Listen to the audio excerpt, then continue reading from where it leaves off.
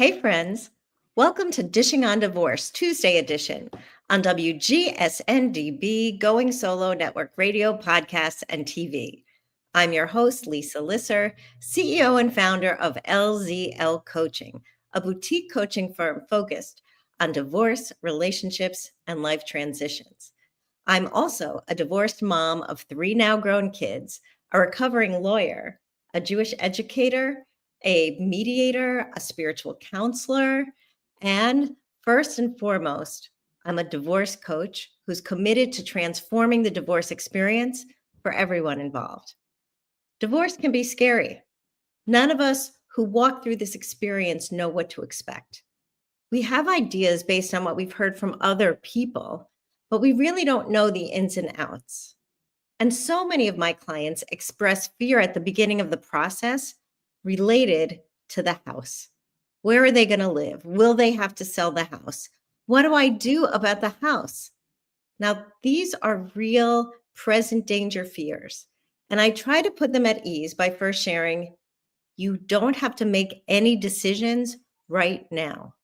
You can pause, give yourself time and grace to learn about your options and then create them for yourself. Do what you need to do, especially use mediation. I believe in the power of agency during divorce. And agency means that we make our own decisions. Now, that might sound like the opposite of what you think of when you think of divorce, but I suggest it's exactly the right way to look at divorce. Agency means that you get to make your own choices and decisions. And agency is what the process of mediation means in divorce. Today's guest is Mike Balzano. Mike is an accomplished attorney with over 15 years of experience. He's a passionate mediator and conflict resolution specialist. He also is an experienced litigator, but he relishes the role of peacemaker and problem solver. I love that. And he's proud in his ability to resolve even the most high conflict disputes. A proud graduate of St. John's University School of Law, Mike brings extensive experience to mediation, and he has a passion for helping others. Mike, welcome to Dishing on Divorce. Thanks so much for having me, Lisa. I appreciate it. It's my pleasure. I always like to bring on like-minded professionals because we are in the business of changing the nature of divorce in the United States. I mean, this is a big task. We want to reduce conflict. And it doesn't mean that conflict won't exist, but it doesn't have to be chaos. You know, conflict is a given, but chaos is a choice. And that's what mediation is about, clearing things away from the chaos so you can reach that resolution in the middle. So you've been here before. You know how I roll. And the first thing I ask all of my guests is, what's your story? How did you choose to come back to mediation and family mediation especially? That's a great question. First, I want to say conflict, chaos is a choice. I love that line. That's fantastic. And it's so true, right? Yeah. Can't avoid the conflict, but we can avoid the chaos. I love that. Yeah. So, well, how did I end up sitting in the seat? That's a great question. So I've been practicing for 15 years and I've done a smattering of different things. I am a real estate attorney, which is what gives me a lot of insight as to the real estate aspects of this particular part of divorce. But also, I've always been a mediator. I actually clerked for a judge that held a docket that did a lot of mediation. And so when I was working with a judge, I got introduced to conflict resolution, and I had a high level of success when I was working with a judge in the courthouse, and they actually ended up bringing me back to do some training and do more. And I always realized that that's something that I really was passionate about. I love to do. I find it really engaging and fun to work with different personalities and different wants and needs, and really trying to crack open the nut and problem solve things that are you would think would be mutually exclusive, right? That neither party's going to get what they want, or only one party, and then you really crack that open and find a way to get everybody something that that makes them comfortable with moving forward. So I've always loved that. I started doing it dribs and drabs at the beginning and got good at it and just wanted to continue. So here we are today. Excellent. You know, there's a lot that's baked in there that you just shared with us. I mean, first that you started in a way as a clerk who did the mediation, and then you moved into real estate. And so how does that, segue into family law? A lot of people wouldn't see that synergy, but tell us a little bit about why that makes so much sense. Well, I mean, the starting point with family, I think, is that it's plentiful. Unfortunately, it is plentiful, right? And so it is when you're dealing with conflict resolution, the type of conflict that is pervasive, that is ubiquitous, that you will always see is divorce conflict resolution. So, if I wanted to mediate dispute, being in the family law arena made sense because that is definitely something that happens very frequently. But additionally, you can mediate lots of different types of disputes, and oftentimes mediation, an insurance mediation, who are you dealing with? Like big law firms, right? Corporations. Whereas in divorce mediation, you're dealing with people, right? And I really love that aspect of it, of dealing with people, the John and Jane Smiths of the world, right? And maybe you can't get, the white glove, white shoe attorney that can handle everything for them in a way that is going to be a real fighter, or a litigator for you, right? And so I like working with these types of people that really have real world issues, right? And that includes economic issues around custody with children. So that really appeals to me, as being able to get in the weeds and really help people. And with personally, I tell people I'm not just a president, I'm also a client, right? So I've been divorced and I've been in that seat. I did mediate my own dispute, and I can't say that it wasn't without plenty of conflict. Um, but I feel like the way that we went about it in the mediation process allowed us to transition into a co-parenting relationship that is really beautiful, honestly, and that I feel very fortunate for. And that took work, and that experience really makes me feel like I want to provide that to other people. So what you're really sharing and is that it's personal, right? I Yeah, say, all of our relationships, all of the things that motivate to do what we do, it's personal. And when you're invested or embedded or enmeshed in a divorce, everything is so personal, and yet we hand it off to an advocate who's going to take the personal into the fight. So yes, in our heads, we want someone who will stand for us. But what if we wanted for someone to stand for our mental health, right. right? What if we wanted someone to stand for our kids? What if everything didn't have to be a fight? And that's where mediation comes in. I So, totally agree. I love that, and I love the fact that you took your personal experience where you weren't a family law mediator then when you got divorced, except you became one because that's what happened in your life. And you've described your divorce situation to me, and I find it so impressive and astonishing that you were able to write the deal on the kitchen table almost and get to resolution. And your resolution is creative, Yeah. right? Your parenting is creative because it's not one size fits all. So, would you mind telling us a little bit about that? Although it's kind of off topic with the house, but I love hearing about your co parenting situation. Of course. Well, you mentioned before agency, having agency in your own divorce, right? And I often tell people that there is usually a big gap in between what you're entitled to by law and what is best for your family, your own family situation. The law is a one size fits all proposition. And as we know, our lives are not one size fits all, right? And so I will oftentimes tell people, look, for example, if you could be entitled to $2,000 a month in support payments, and they're only willing to give you 1,200, well, maybe that $800 is paying for something, paying for peace, right? Again, the choice of chaos or otherwise. And so, Mhm. for some people, that $800 or the foregoing that $800 will give them what they ultimately want, which is a relationship, a co-parenting relationship on the other end that is you're happy to do it, right? That it doesn't cause you additional stress. It's worth the $800.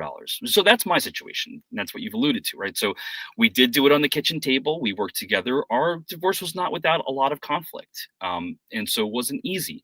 There was still, what is divorce? It's a complete rupture of trust, right? And so the trust was completely eroded in our relationship at that period of time. And so then what changed? Well, what changed is that we both had a mindset of doing the work necessary Mm.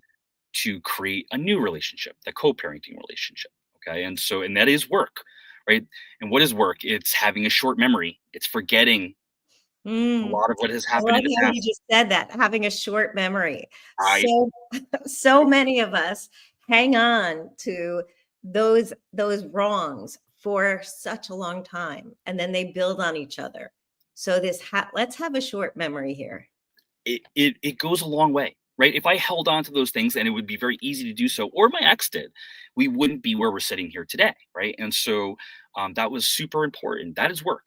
But on top of that, it's going the extra mile. It's helping the other person when you can, right? It's really putting yourself out there to do the things that make their lives as easy as possible and yours, and kind of it's empathy, right? It's being empathetic to their situation as well as your own, right? Really realizing that, okay, we don't have any more trust. Let's rebuild that. Every decision that you make isn't intent to hurt me because you're going through your own things, right? Right. And so it was putting in the work initially. And so our arrangement, we basically ended up doing 50-50 custody of our two children who we both adore, and but with an eye towards making sure that we're all spending time together, right, at regular intervals. We have a little bit of a unique custody situation that we've actually changed a little bit since the last time I saw you, Lisa, so I'm happy to tell you about it the next time. But it's a little bit more standard nowadays, but still straight 50-50. But we do things a lot of times together, right? So, I will invite my ex to come to family gatherings still. And um, I've invited her on vacations, right? Maybe not for an entire vacation, for come down for a day. And I will tell you that the impact on my children has been minimal as a result. My daughter, soon to be 9, who I could not be more proud of. I love you, Marlena. She's chugging along, like almost like nothing has happened. And it wasn't like that initially, but again, we put the work in, and we're seeing the benefit of it. And I'm very proud about that. Yeah, well, you should be, because it takes a lot to get there. Because it's not just that trust has eroded, but there's a lot of hurt and pain in Right, many divorces. And there's power struggles. And right, it's the power struggles that cause the fighting. right, So what right. mediation does is it lowers the temperature, It's because reframing the yeah, mindset. it's your mindset. But if you go with the mindset like, I'm gonna have a short memory because my focus is where I am now and how do we get to the future, right? How do we get to the future? So let's take that vision and say, okay, what about the house? How come the house is such a huge trigger in divorce, and how does it play out in your mediation space? So great question. I'd say the first part of this is that when we start a divorce process, we are feeling lost oftentimes, right? You feel like you've been pulled out to sea and you cannot see land. What does that mean? What do I mean by that? It means I don't know where I'm going to be living next year. I don't know how much it's going to cost me. I don't know what I'm going to be able to afford. I don't know what school district my kids are going to go to. I don't know this, that, in on and on and on. And that uncertainty, okay, that loss of control, it affects people in significant ways, right? Mhm. It causes us tremendous amounts of stress, and it causes us to act in ways that we wouldn't normally otherwise act, right? And so, um, the house is a big part. Housing is a big part of that, right? You're going from a two-payer household, and now you're going to single-payer households. Your entire budgets are going to be completely different from the way that they were previously. Are you going to be able to maintain a similar lifestyle to what you had previously? These are all concerns, and the house is front and center for all those conversations. And why is that? Well, it's housing, right? So it plays right into like, where am I going to live? Okay, which really colors almost everything that we're doing.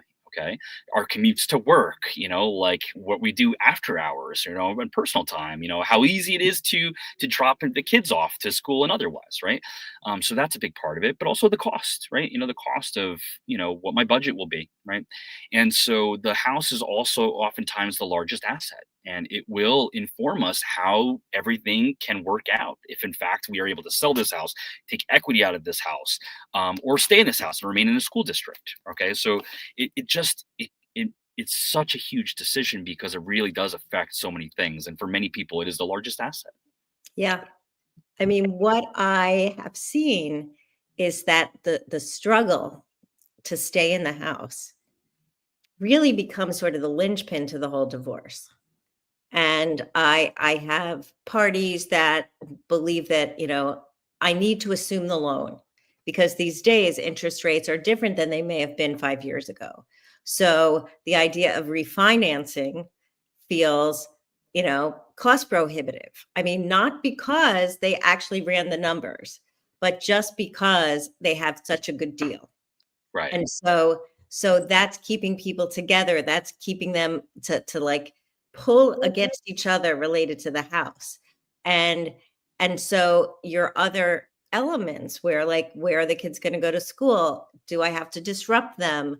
What happens to the kids if I disrupt them? Am I allowed to disrupt them? Like all of these questions are going through people's heads, which is what makes it so emotional. Right. Yeah. And, a lot of what I do is I try to help people separate the business of divorce from the emotions of divorce. I love that. So tell me what it looks like though when you're in the mediation itself.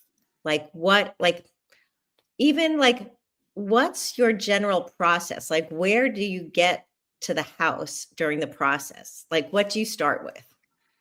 Well, so I'll start by saying, every mediator is a little bit different in terms of the way that they approach these things. And some have a very distinct style that they stick to, and that's kind of the way they dictate, the tone tempo of the mediation.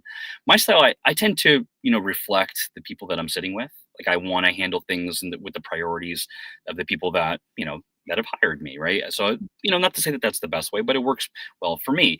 So where do I end up in the house? Well, it depends on where your priorities are. Some people, that's the main priority, right? And they want to make sure that that's resolved first. And it does color a lot of other issues. Like, so for example, if there's a large amount of debt in the household, right? Selling the house could alleviate some of that stress on the debt on the back end, and that's a big concern to one party or the other. Also, again, where am I going to live next year is a big concern for everybody. So a lot of times the house is right towards the beginning of what we're talking about because, those decisions are going to really affect everything else. But if somebody comes to me and says that, custody of the children is our main priority, let's get that worked out first. Well, you talk about that, but then what's going to happen? The house is going to come up in those conversations. The right? house is going to come up. Yeah. So, and on that note, we're going to take a quick 30-second break. We're about halfway through, and we will be back with Mike Balzano. Nice. Oh, to your point, Lisa, I had to sell my house in the divorce.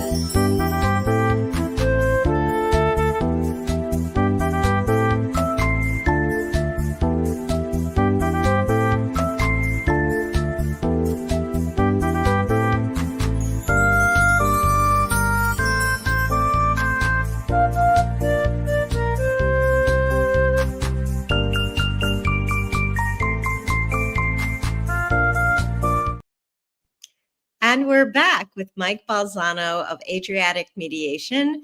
He is an expert at resolving conflict. And actually, maybe we should call it managing conflict, because that's what happens in the mediation space. We don't make it go away, but we make it more peaceful. Right. Okay, there will never be no conflict. There will never be no conflict. it's how do you approach conflict in the future, really, Yeah. and it's if you maintain the relationships in healthy ways, right, and you put the work in, like I mentioned before, to put yourself in those situations when conflict arises, you can Right. navigate it much more easily, Yeah. maybe even much better than you did in your marriage, right? Right. Right. Like that's what I say to a lot of people. Like, look, especially when we're working on things like custody or talking about big issues like the house, like your relationship, that was the marriage relationship, it's over because it didn't work. And that's what brings you to the divorce space. But now you have the opportunity to totally create something new. It's a new operating system. And with our new operating system, and maybe that starts during the mediation process, we're going to talk to each other differently. And we're going to have different rules of engagement. And we're going to identify what are our shared values that brings us together in spots where maybe we might have felt that we were totally separate. Right. So if we take that concept and apply it to the issue, I want the house. I'll never let them have the house. I refuse to sell the house. So how do you approach a couple when that's the posture they take? Well, so whenever, and this includes the house, the scenario you just painted, or any impasse that we get to with mutual exclusive positions, to me, it's the first thing I like to do is oftentimes I'll separate the parties in what we call a caucus in mediation. And why do I do that? Well, it's because I want to really understand, you know, why do you want this? Okay, that's important to me, right? Important to the process of problem solving. Okay, so Mhm. if you want to keep the house, oftentimes in divorce, what we're feeling in what we're acting on is the impulse of loss of control. Okay, we're losing control, and this is our way to get it back. Okay, we're not selling the house because if I do that, then I've lost complete control. Right, that's my one way to hold on to something. Right, that my bedrock that I can cling to. Okay, and that feeling is powerful. It's strong for a lot of people, but when you take someone but they haven't resolved those emotions within themselves that they understand that that's what it is, right? Mhm. It's the feeling like I cannot let go of this house. So when you sit down with people individually and you say, look, why do you want this? Oh, well, I want to make sure that the kids have the least amount of impact. They want them to have their same friends. I don't want them to have to commute longer to school. All of these different items. You'll get those, and then you could problem solve those issues, right? Like, how do we get them to keep their same friends? How do we, Mhm. resolve those in other ways beyond just keeping the house? Can we downsize to a different home? With the equity that we've obtained here, there's all these ways to kind of resolve those conflicts otherwise. But for a lot of people, it's just they want to feel like one way or the other. I hear it both ways. So some parties are like, we're selling this house because the emotions I have around this house, it cannot exist. I can't pick up my kids there anymore. Like I never want to see this house ever again. Right. Right. Right. And a lot of times those people, those are strong feelings, right? And when you sit down, you're like, well, why do you not want to sell? And they tell you that over time they're like, okay, I'm feeling that less, maybe we should sell, maybe it makes sense. Okay, and that sometimes isn't the thing that people the hill that they want to die on, right? Because Right. there's a whole host of other issues we have to resolve, the conflict we have to resolve, and that's a bargaining chip, right? If you agree to that, maybe you get something else. And so maybe that's not the thing that's going to keep you from moving along here. um, Right. it's Right. it's really understanding why, right? Why do Right. you want this? Right. So I will share, and I'll be completely transparent in my situation, because everyone knows I am a divorced person too, a member of that club. Um, I wanted the house. I wanted to keep the house. I felt like I needed to keep the house. I was the mom. I needed to keep the house, and um, we were in mediation, but mediation with lawyers. So that's a whole different Yeah. ballgame. And the lawyers were caucusing, but not the parties. So that was really interesting too. So my lawyer came back and said, I got you the house and you have to buy him out in a year. Now, I just want to say that no one said how I was going to do that. And what I discovered after the deal was signed, the only way I could buy him out of the house is if I sold the house because I didn't have assets to buy him out of the house. Okay. So, and 1 year was not a lot of time. Right. And so I wound up selling the house and everything was on me at that point, right? Now, like all of the repairs, all the costs of the transaction, all of that was on me, and I still had to split the proceeds. But what I will say is that after we were out of the house, the relationship was much more peaceful because he had issues related to the house. I had issues related to the house. And so between us, it was better. Right. Kids who were all preteens or teenagers had their own issues about leaving the house. They were never too far. They got to school, they got their same friends, all of that. But it was a great house. So it was like leaving that and going into slightly different environments was a transition for them. Sure. Um, but life is about transitions. So, that's part of it. What I would have preferred to see is if someone could have explained to me during the process, what does it mean to say, I'm going to buy him out within a certain amount of time? Maybe I could have negotiated something like, I would like to keep the house until our middle one is out of high school in a year and a half. And then we could sell it together. Yeah. Right. And that would have shifted things and my perspective. And it also would have given everyone a different timeline. So, but that's what you as a mediator can see when people are maybe agreeing to things that are not in their interest. You could say, all right, let's put all of the issues on the table. Right. And I think it's a couple things to unpack from that. Number one, having great professionals that are working with you is so important, right? Just getting to the finish line, like just getting us there to agree is not sufficient, right? You Yeah. should have understood the Yeah. the consequences of making these decisions and how they could look for you practically speaking, right? Especially when you're going through divorce, when everything is uncertain, right? And it won't be maybe certain for you, but having a picture of that's gonna look like is so important. Right. So getting good professionals who are working in your best interests and that are going to explain beyond just the surface level, we got to agreement, right? We made it, right? But beyond like, what does this look like for you? Is it healthy for you? Right. Those next level, it can have huge impact for the future. Right. Yeah. And I'm a big proponent of always having a second set of eyes, right? So I like, if you have a mediator, have an attorney look at it at the end, right? If you have an attorney, maybe have a review attorney look at it at the end, just to make sure it's accomplishing what you wanted to accomplish. So as a mediator, I love when people have attorneys because another set of eyes is important, right? I would want to respond to what you mentioned about your kids in the house too. I think that's really interesting because we always hear kids are resilient, right? Kids are resilient, and I agree with that. I don't like to use it as a crutch. Like we can just do whatever and manage this however we want, and then they'll just make it through the exact same way. I don't think it's a crutch, but I do think it's true. But I'll turn it back and say, right, it's difficult to leave a child at home, right? There's memories, there's feelings involved, right? But I guarantee you they like seeing the harmony between their parents way more than they like that house, right? So and they like their parents being able to pay their bills, efficiently and Right. run their life efficiently. Like, that's more important than a house, right? Than a house. But again, they're kids, right? So they appreciate the benefits of releasing the house. And at the same time, they're like, oh, there was a pool at that house. There's not a pool at this.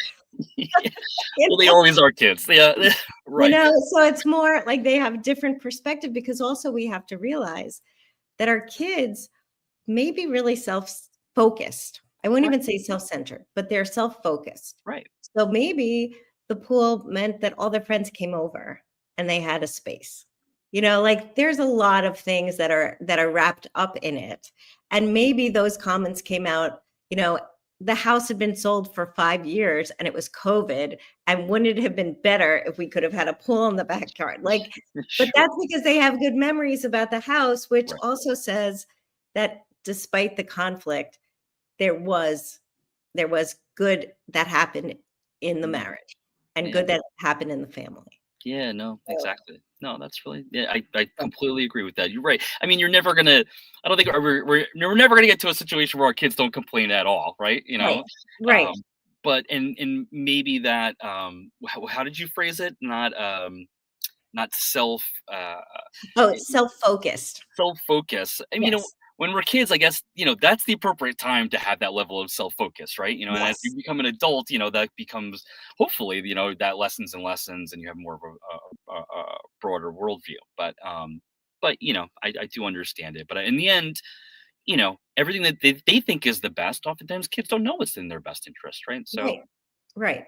And we take it with a grain of salt because our kids say sometimes what they think we want to hear, and sometimes they they hit us in our jugular because they know that that's the thing. But it's all about their own self-preservation, right? Because they feel like they're pawns maybe in this process, like that they just got wrapped up in it because they never asked for this to happen. yeah, So there's a lot that's embedded in that. And that also is part of the guilt that's associated with divorce in general and selling the house specifically. right, yeah, So, guilt is one of those emotions that is ever present in divorce. that is And true. Yeah, and so when you're at the mediation table, to bring it back to mediation, you have the opportunity to actually be intentional and thoughtful and mindful when it comes to all of these big decisions related to the house, school, the kids and their relationships with their friends, you and your relationship with your friends, and how you make the different shifts and transitions. And so I love to hear stories. So can you tell us a story of a particular situation where you were able to find like a creative solution for the house? a creative solution meaning like how we could maintain status quo as much as possible. Sure. That's a great question. So let's see. I have a situation right now that I'm working with, or just recently finished with, where the couple is actually, initially they were looking to cohabitate for a period of time. Mhm. Okay, post Yes. divorce. Okay, and they were doing that because their conflict was more muted, meaning like their conflict was of a complete lack of communication. Mhm. And so it wasn't an explicit in your face type of conflict. It was more of a Cold War type Right. of conflict that they, at least one of them was like, I cannot live in this scenario like this anymore. Okay. And so, but the kids are in high school and they wanted to get them to college before they fully go their separate ways. And that's fraught with a lot of potential conflict issues, right? You can't deal with the Cold War any longer, but then you're going to agree to stay there for 3 more years, Yeah. right? And so there's a potential for a lot more conflict. And then I always tell people, some of the greatest causes of future conflict are new significant others, right? That it adds a whole new dynamic and a new party, with their own thoughts and feelings on things to the whole thing. So in that case, they that's something that they really wanted to do. I usually generally try to push people off of that if I can. Economics that you mentioned previously are making some of those decisions for us nowadays, and that is very difficult to refinance a house, or at a rate that we want at least, or rent is so high now that whereas before we could, okay, I'll leave and take a one bedroom apartment, now that's very, very difficult, right? So in the end, what do we have to do? So instead of cohabitation, we actually arranged a nesting situation. Mhm. And so that to me is one of the more creative ways nowadays that we can work things out. And that nesting situation, it was that they had a one bedroom apartment that wasn't too terribly far that they were renting. And so we figured out a period of time that we could cohabitate post divorce, if in fact the divorce, completed, in a timely manner. And that at the end of this tenancy, that they would come back and personally occupy it. And so one party personally occupied the the one bedroom apartment and cycled in and out of the marital home.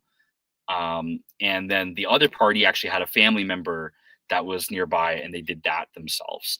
And so in the end, I think there was a small period of continued cohabitation in the house, but then they started to cycle in and out. And I think from the last I heard, it had been working out pretty well. So It's really, I love that because nesting can be a temporary solution. I agree. And I know that in my situation, we nested for 18 months Right. before, and it was during our divorce process that we were doing this nesting. Yeah. But at the same time, it made it less of a heavy lift for the kids. And Right. we could kick the can of that decision down the road a little. Right. And that's okay. And here, if it's like when they're out of high school and you have like a 3-year time frame, it's not inevitable that it will stay this way forever.